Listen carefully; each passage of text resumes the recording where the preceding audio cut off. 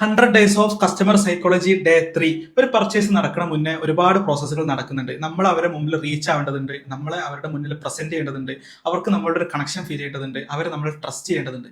അതിനുശേഷമാണ് നമ്മൾ പർച്ചേസിലേക്ക് കടക്കുക.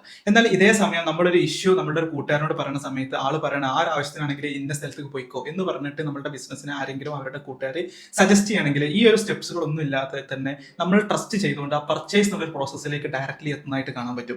ഇതിന് ഈ ഒരു സൈക്കോളജിക്കൽ ടെക്നിക്കിനാണ് നമ്മൾ സോഷ്യൽ പ്രൂഫ് എന്ന് വിളിക്കുക. സോഷ്യൽ പ്രൂഫ് ഭയങ്കര പവർഫുൾ ആണ്, പെട്ടെന്ന് സെയിൽസ് ഇൻക്രീസ് ആക്കാൻ പറ്റുന്ന ഒരു കാര്യമാണ്.